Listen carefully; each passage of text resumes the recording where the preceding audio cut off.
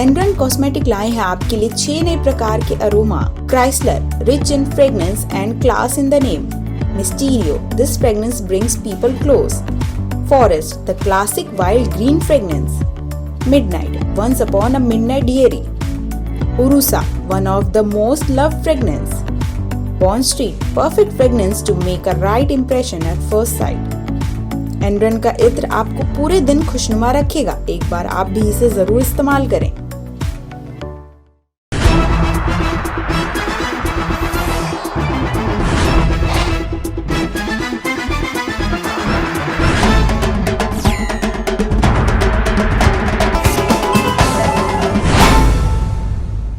नमस्कार, मैं शामिन गर्नर और आप देख रहे हैं इस समय भारत 24/7। संसद में बजट सत्र 2022 से पहले पीएम मोदी ने की टिप्पणी।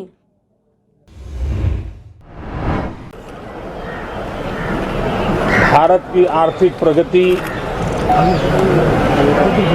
भारत में वैक्सीनेशन का अभियान, भारत की अपनी खोजी हुई वैक्सीन पूरी दुनिया में एक विश्वास पैदा कर रही है। इस बजट सत्र में भी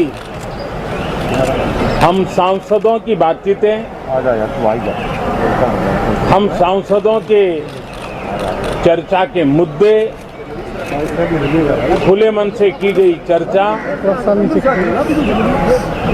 वैश्विक प्रभाव का एक महत्वपूर्ण अवसर बन सकती है।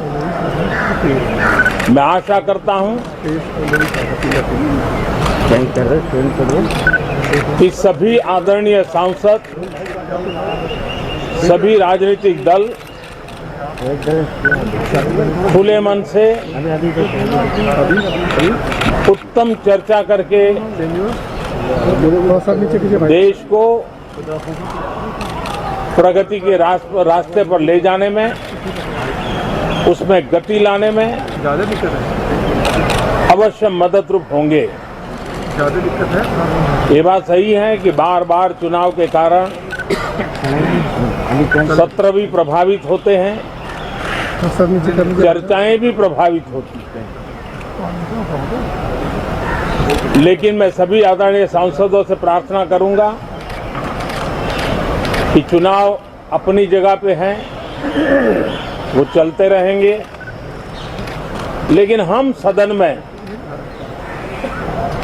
ये बजट सत्र एक प्रकार से पूरे वर्ष भर का खाका खींचता है और इसलिए बहुत महत्वपूर्ण होता है। हम पूरी प्रतिबद्धता के साथ इस बजट सत्र को जितना ज्यादा फलदायी बनाएंगे, आने वाला पूरा वर्ष हमें नई आर्थिक ऊंचाइयों पर ले जाने के लिए भी एक बहुत बड़ा अवसर बनेगा। मुक्त चर्चा हो, मननीय चर्चा हो, मानवीय संवेदनाओं से भरी हुई चर्चा हो, अच्छे मकसद से चर्चा हो, इसी अपेक्षा के साथ आप सबका बहुत बहुत धन्यवाद। भाजपा नेता अपर्णा यादव ने कांग्रेस पर कसा तंज, कहा प्रियंका गांधी सिर्फ नारे देती हैं, हकीकत में करती कुछ नहीं। समाजवादी पार्टी के संरक्षक मुलायम सिंह यादव की छोटी पुत्र वधू और भारतीय जनता पार्टी की नेता अपर्णा यादव ने कहा कि प्रियंका गांधी वाड्रा सिर्फ यूपी में ही महिलाओं की हिमायती हैं। कांग्रेस के अभियान लड़की हूँ लड़ सकती हूँ का उल्लेख करते हुए उन्होंने कहा कि वह सिर्फ नारे देती हैं, लेकिन हकीकत में कुछ करती नहीं। साथ ही भाजपा के विकास कार्य भी गिनवाए। मंत्री श्री योगी आदित्यनाथ जी ने जिस तरह से कार्रवाई करी है वो भी बहुत सराहनीय है और युवाओं, नौजवानों को बिना सिफारिश जो नौकरियां मिली हैं, आज यूपी में कम से कम 39 से ज्यादा मेडिकल कॉलेज हो गए हैं। मैं एक बात और कहना चाहती हूं कि कितने सारे गरीब जो आयुष्मान और स्वास्थ्य रक्षा कवच की ये योजनाओं से लाभान्वित हुए हैं।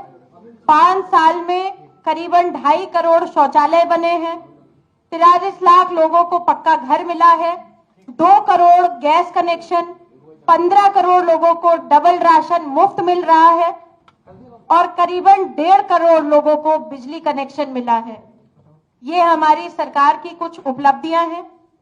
विशेषता मुझे ये भी बात कहनी है कि बहू बेटियां और उनकी सुरक्षा को लेकर के माननीय यशस्वी प्रधानमंत्री श्री नरेंद्र मोदी जी और हमारे प्रदेश के मुख्यमंत्री श्री योगी आदित्यनाथ जी हमेशा बहुत चिंतन करते हैं और उनके लिए जितनी भी विमेन एम्पावरमेंट की स्कीम्स चल रही हैं, ना इससे पहले कभी थी और ना ही उनका इम्प्लीमेंटेशन इतनी अच्छी तरीके से हुआ है। अपराधी पलायन कर गए हैं क्योंकि यूपी में बीजेपी की सरकार है और गुंडा राज, भ्रष्टाचार, दंगा राज से मुक्त प्रदेश भाजपा की सरकार में है। मैं एक बहुत इंपॉर्टेंट पॉइंट के बारे में भी आपसे चर्चा करना चाहती हूं कि आजकल कांग्रेस पार्टी ये बोलती है कि बेटी हूं और लड़ सकती हूं, लड़की हूं लड़ सकती हूं।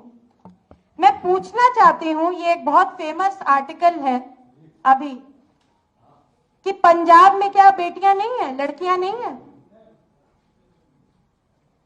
और वहां पे इसी आर्टिकल में लिखा हुआ है कि उनकी प्रदेश की महिला अध्यक्ष बलवीर रानी सोढी, उन्होंने कहा कि पार्टी में किस तरह से महिलाओं को नजरअंदाज किया गया, एक टिकट नहीं दी गई।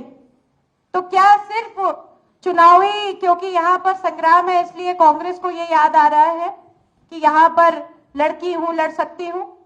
और मैं तो ये भी कहूंगी कि हमारा पड़ोसी जो उत्तराखंड है, उसकी जो महिला मोर्चा की अध्यक्ष है, वो भी आज हमारी भारतीय जनता पार्टी में आई है क्योंकि वो भी वहां प्रताड़ित महसूस कर रही थी। तो इस तरीके की जो राजनीति है कि सिर्फ प्रियंका जी जो सिर्फ स्लोगन दे देती हैं, करना नहीं है कुछ, स्लोगन की राजनीति करनी है। तो स्लोगन की राजनीति से कुछ नहीं होगा। उससे हाँ हो सकता है आप जैसे अच्छे मीडिया भाइयों का कवरेज जरूर मिल जाए, पर देश जानता है कि विकास कौन कर रहा है। विकास सिर्फ मोदी जी के नेतृत्व में और आदरणीय योगी जी के नेतृत्व में उत्तर प्रदेश में हुआ है, दिख रहा है, होगा और 2022 में भारतीय जनता पार्टी दोबारा पूर्ण बहुमत से फिर से सरकार बनाएगी। जय हिंद, जय भारत। कई नेता भाजपा में हुए शामिल, विपक्ष पर मीनाक्षी लेखी ने किया हमला, कही ये बात। चुनाव से ठीक पहले भाजपा ने कांग्रेस को एक और बड़ा झटका दे दिया। चंडीगढ़ में एक कांग्रेस विधायक के भाई सरबजीत सिंह वैग समेत कई अन्य कांग्रेस और अन्य दलों के बड़े चेहरे भाजपा में शामिल हो गए। इस मौके पर पंजाब चुनाव सह प्रभारी मीनाक्षी लेखी ने कहा कि केंद्रीय सरकार द्वारा वित्त पोषित परियोजनाओं का क्रेडिट लेने के लिए कांग्रेस और आम आदमी पार्टी की जनता को धोखा देती है। यह योजनाएं उनके द्वारा संचालित की गयी है। लेखी ने कहा कि श्री हरमिंदर साहिब तक जाने वाले रास्ते, हेरिटेज वॉक तथा गलियारा, जलियांवाला बाग, श्री दुर्गायना मंदिर सौंदर्यीकरण परियोजना, रामबाग, किला लोहगढ़ स्मार्ट सिटी के तहत अमृतसर, जालंधर, लुधियाना सहित कई अन्य शहरों का विकास, अन्य विरासत भवनों के विकास के लिए केंद्र ने पैसा दिया है।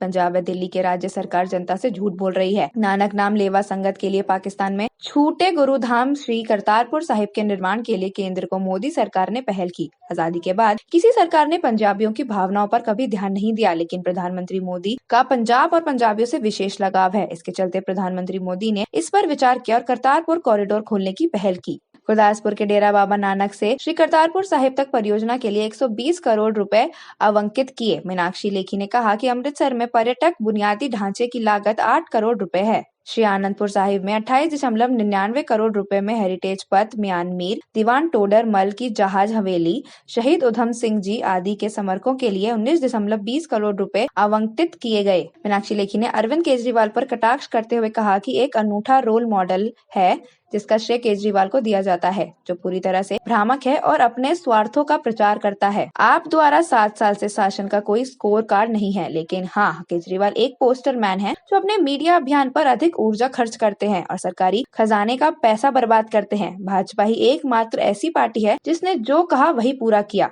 और पंजाब में भी भाजपा जो कहेगी वही होगा। दिल्ली के बाद अब पंजाब में भी किया केजरीवाल ने बड़ा ऐलान। सरकार बनने पर हर सरकारी दफ्तर पर भगत सिंह और अंबेडकर जी की फोटो लगाई जाएगी।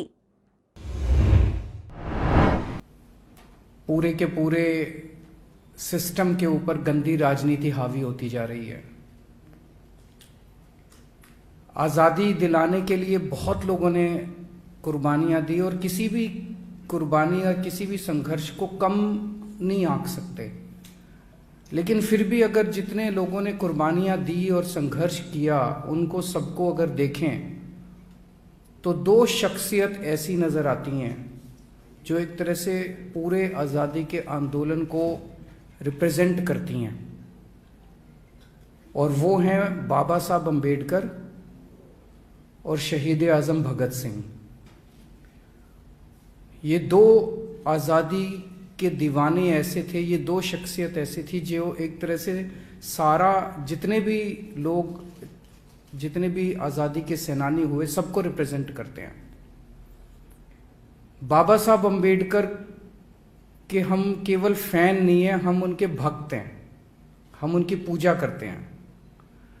और ये मैंने कई जगह बोला है कि आइंस्टाइन ने महात्मा गांधी के लिए कहा था कि आने वाली पीढ़ियां ये यकीन नहीं करेंगी कि ऐसा शख्स पृथ्वी के ऊपर, हार्ड मास का ऐसा शख्स पृथ्वी के ऊपर कभी पैदा हुआ था, कभी चला था। वो बात मैं बाबा साहब अम्बेडकर के लिए कहना चाहता हूं कि बाबा साहब अम्बेडकर का जो संघर्ष था, जो उन्होंने जिंदगी में हासिल किया, मेरा अपना मानना है कि आज जितना मैं उनको पढ़ता हूं, जितना हम लोग उनके बारे में, उनके विचार और उनके संघर्ष के बारे में पढ़ते हैं, यकीन नहीं होता कि ऐसा व्यक्ति पृथ्वी पे आया था। एक गरीब घर में जन्मे, बहुत ही गरीब, महार जाति से आते थे। उस टाइम बहुत ज़्यादा उनको अछूत माना जाता था, छुआछूत का उन्होंने सामना किया। क्लास में जाते थे, क्लास के बाहर बिठा दिया जाता था, क्लास में नहीं घुसने देते थे। वो शख्स जो एक छोटे से गांव से इतने गरीब घर में, उनके खाने को नहीं था, कई भाई बहन थे, वो वहां से निकल के वो शख्स अमेरिका से और लंदन से 2 पीएचडी की डिग्री लेके आता है। मैं तो सोच रहा था 1914-15 में इंटरनेट भी नहीं था, कोई जानकारी भी नहीं थी, उनको पता कैसे चला होगा कि अमेरिका में ऐसी कोई यूनिवर्सिटी है, कैलिफोर्निया यूनिवर्सिटी है, लंदन स्कूल ऑफ इकोनॉमिक्स है, वहाँ फॉर्म कैसे भरते हैं, फॉर्म कहाँ से मिलते हैं, वो पता नहीं उन्होंने कैसे सारा, और फिर स्कॉलरशिप का इंतजाम किया और फिर वहाँ गए और फिर वहाँ से पीएचडी करी और 2 पीएचडी करी। आज के ज़माने में एक विदेश से, हम अपने बच्चों को कईयों को विदेश भेजना चाहते हैं, एक पीएचडी करना मुश्किल है, एक बाहर से पढ़ाई करना मुश्किल है। उन्होंने 2-2 पीएचडी करी, मास्टर्स की खूब सारे कई सब्जेक्ट्स के अंदर उन्होंने मास्टर्स की डिग्री करी। उसके बाद देश का संविधान लिखा, देश के कानून मंत्री बने। उन्होंने अपनी जिंदगी में शिक्षा को सबसे ज्यादा महत्व दिया, सबसे ज्यादा महत्व उन्होंने शिक्षा को दिया। उनके और शहीद आज़म भगत सिंह के रास्ते अलग अलग थे, लेकिन उनकी मंजिल एक ही थी। दोनों चाहते थे कि देश आज़ाद होने के बाद सबको अच्छी शिक्षा मिले, सबको अच्छा स्वास्थ्य सेवाएं मिले, देश के अंदर तरक्की हो, जात पात या धर्म के आधार पे भेदभाव ना हो, सबको बराबरी का हक मिले। कोई अपनी जिंदगी में सफल होता है, ये इस बात पे निर्भर नहीं होना चाहिए कि वो किस जाति में पैदा हुआ।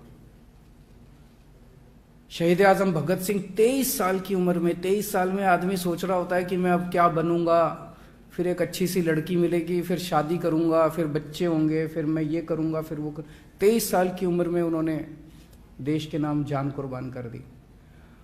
तो दिल्ली में अभी मैंने ऐलान किया था 26 जनवरी के मौके पे कि दिल्ली के हर दफ्तर में, दिल्ली सरकार के हर दफ्तर में बाबा साहब अम्बेडकर और शहीद आज़म भगत सिंह की तस्वीरें लगाई जाएंगी। आज हम ये ऐलान करते हैं कि पंजाब में सरकार बनने के बाद पंजाब सरकार के किसी भी दफ्तर में सीएम की या किसी भी नेता की फोटो नहीं लगाई जाएगी। बाबा साहब अम्बेडकर और शहीद आजम भगत सिंह की तस्वीर पंजाब सरकार के हर दफ्तर के अंदर लगाई जाएगी, ताकि उनको देख के हम लोग, हमारी पीढ़ी, आने वाली पीढ़ी प्रेरणा ले सकें। जितनी बार हम उनको देखेंगे उनके संघर्ष हमें याद आएगा, उनकी कुर्बानी याद आएगी और उनके विचार याद आएंगे। तो दिल्ली सरकार, मैंने ऐलान किया था कि दिल्ली सरकार बाबा साहब अम्बेडकर और शहीद आजम भगत सिंह के विचारों पे चलेगी। पंजाब सरकार भी शहीद आजम भगत सिंह और बाबा साहब अम्बेडकर के विचारों पे चलेगी। राजस्थान में 1 फरवरी से खुलेंगे स्कूल, लेकिन नाइट कर्फ्यू रहेगा अभी भी जारी।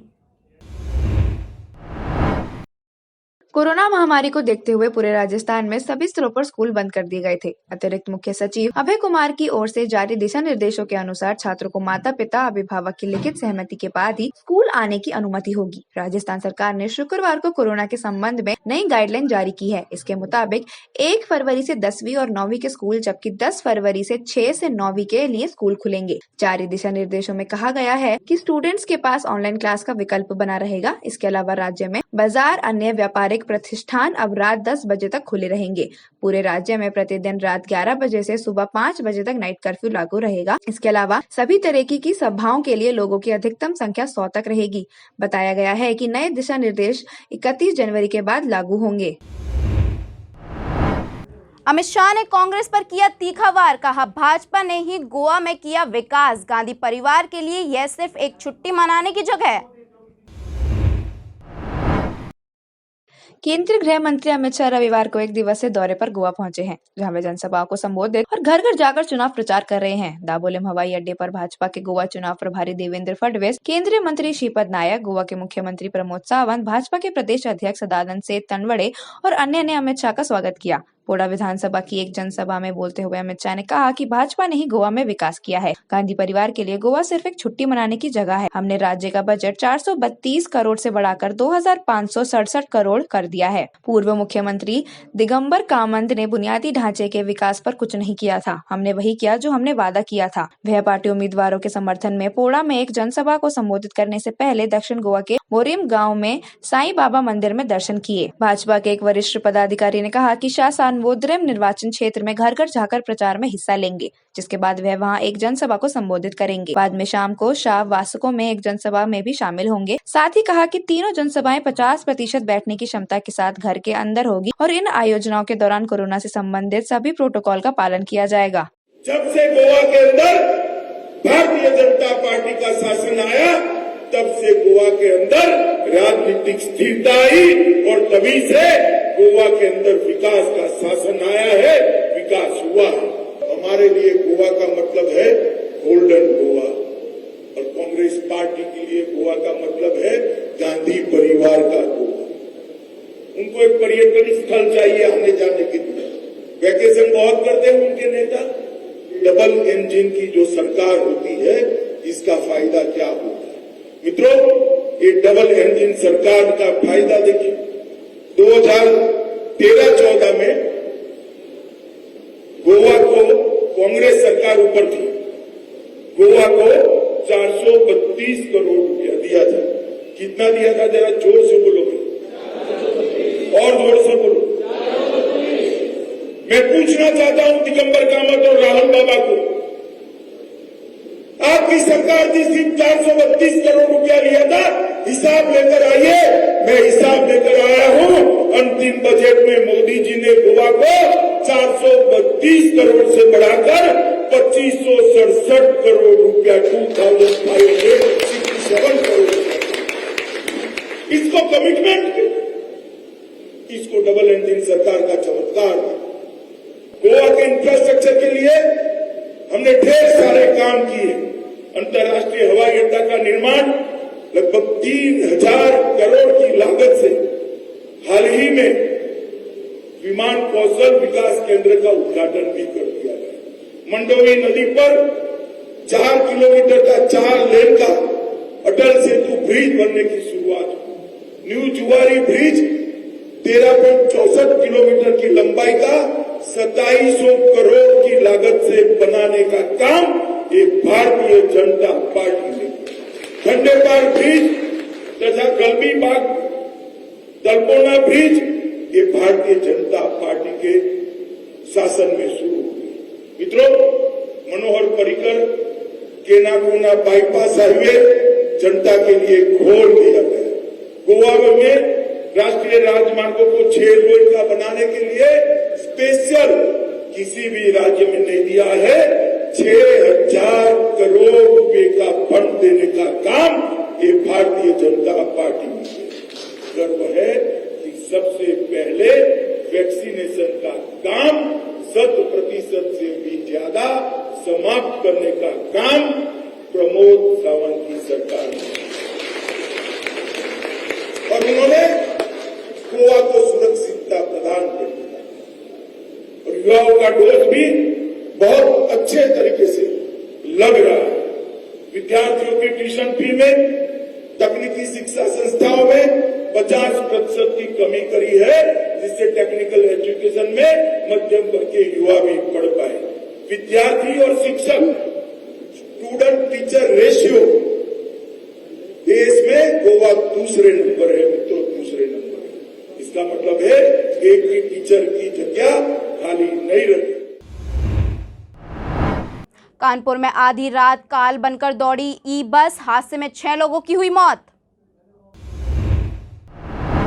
घंटाघर से टाटमिल चौराहे तक रविवार आधी रात इलेक्ट्रॉनिक बस मौत बनकर दौड़ी। आधा दर्जन वाहनों को टक्कर मारे और 15 लोगों को रौंद दिया। आखिर में बीच चौराहे पर बने ट्रैफिक बूथ से टकराते हुए डंपर में घुस गई। हादसे में 6 लोगों की मौत हो गई, 9 लोग घायल हैं। घायलों में कईयों की हालत गंभीर है। देर रात मृतकों में 4 की पहचान हो सकी थी। यह है पूरा मामला। रविवार रात करीब 11:30 बजे एक इलेक्ट्रॉनिक बस तेज रफ्तार में घंटाघर चौराहे से टाट मिल की तरफ जा रही थी।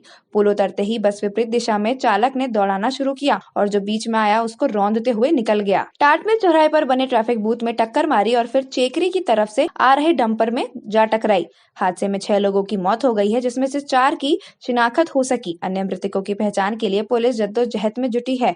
घटनास्थल पर बस चालक नहीं मिला है। हादसा होते ही चालक वहां से फरार हो गया। पुलिस अब संबंधित विभाग से संपर्क कर बस चालक के बारे में पता कर रही है। वहीं इस हादसे में राष्ट्रपति रामनाथ कोविंद ने हादसे पर शोक व्यक्त करते हुए ट्वीट किया, जिसमें उन्होंने कहा कि कानपुर में हुई बस दुर्घटना में कई लोगों की हताहत होने की खबर से अत्यंत दुख हुआ है।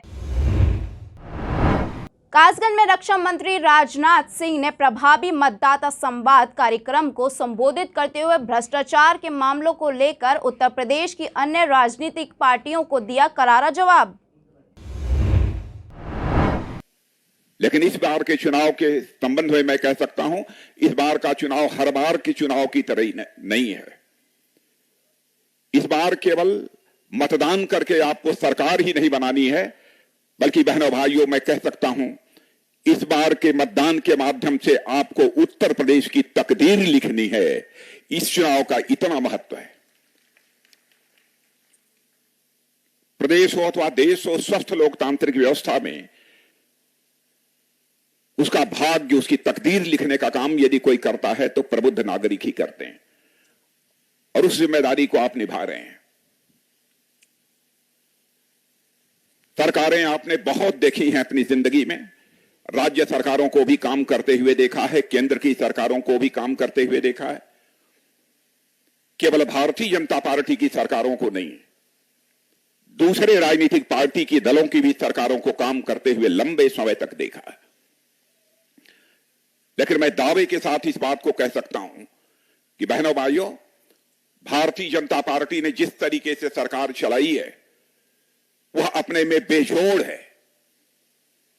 मैं बहुत पीछे न ले जाकर इस समय की जो हमारी सरकार केंद्र में काम कर रही है और यहां पर जो हमारी सरकार काम कर रही है उसके बारे में मैं कहना चाहूंगा।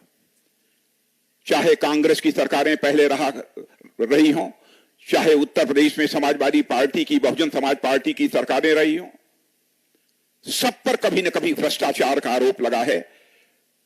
यहां तक कि जो मुखिया हुआ करते थे उनके ऊपर भी भ्रष्टाचार के गंभीर आरोप लगे हैं।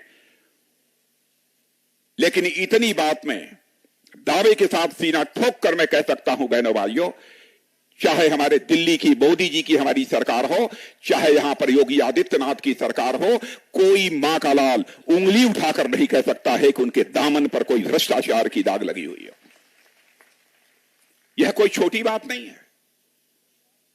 लोग यह मानकर चलते थे भ्रष्टाचार एक ऐसी बीमारी है कि भ्रष्टाचार से लोगों को निजात दिलाना, भ्रष्टाचार से देशवासियों को छुटकारा दिलाना यह कोई आसान काम नहीं है।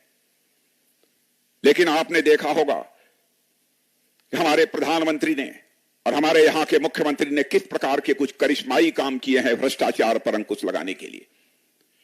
मैं यह दावा नहीं करना चाहता कि बिल्कुल भ्रष्टाचार समाप्त हो गया, लेकिन काफी हद तक उसे नियंत्रित करने में हमने कामयाबी हासिल की है। मैं आपको गुमराह करके आपका समर्थन नहीं हासिल करना चाहूंगा। मैं समर्थन यदि हासिल करना चाहूंगा तो आपकी आंखों में आंख डालकर मैं आपका समर्थन हासिल करना चाहूंगा।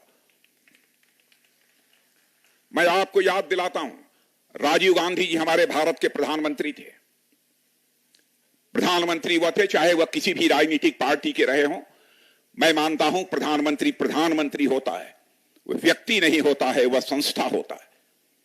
मैं सबके प्रति सम्मान रखता हूं, चाहे किसी भी राजनीतिक दल का कोई व्यक्ति क्यों न हो।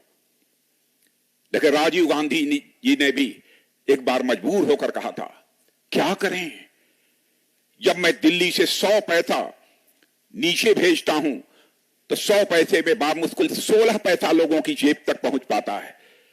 हमारे पास कोई उपाय नहीं है ताकि 100 का 100 पैसा लोगों तक पहुंच सके, इसकी मैं व्यवस्था कर सकूं।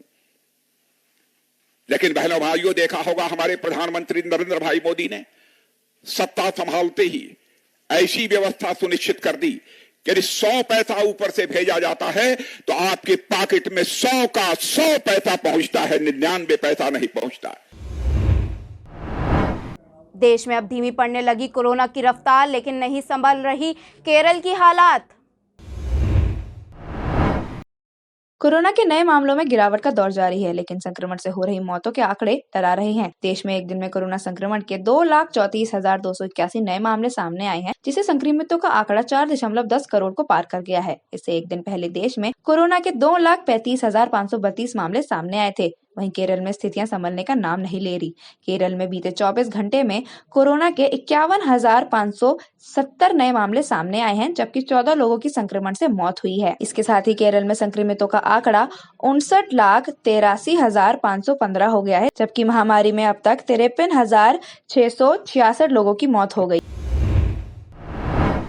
उत्तर प्रदेश में तेज धूप ने दी ठंड से राहत, लेकिन फरवरी के पहले सप्ताह में बारिश के आसार।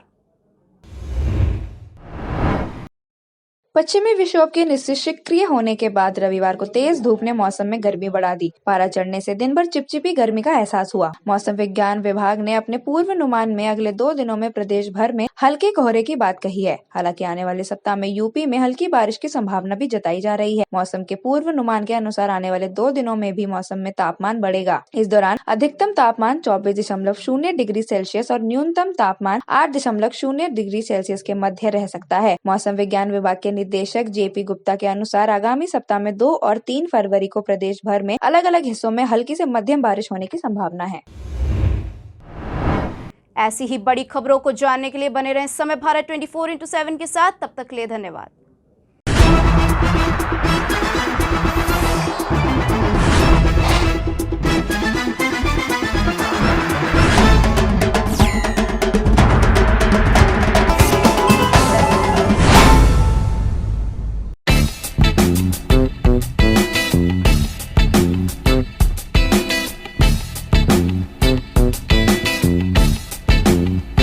छोटा ही सही लेकिन खूबसूरत हो आपका आशियाना, तो नई टेक्निक्स और डिजाइन्स का इस्तेमाल करके आप अपने घर को बेहद ही खूबसूरत और आकर्षक बनवा सकते हैं। नए interior designs, attractive colour combination और एडोरेबल फर्निशिंग स्टाइल से आपके घर का living room, bedroom, kitchen, balcony देगा आपको सपने जैसे घर का लुक। आप नहीं होना चाहते हैं अपने घर से बोर, तो कांटेक्ट कीजिए 9315138474 पर या फिर 9717378629 पर। वेबसाइट है www.citywide.co.in।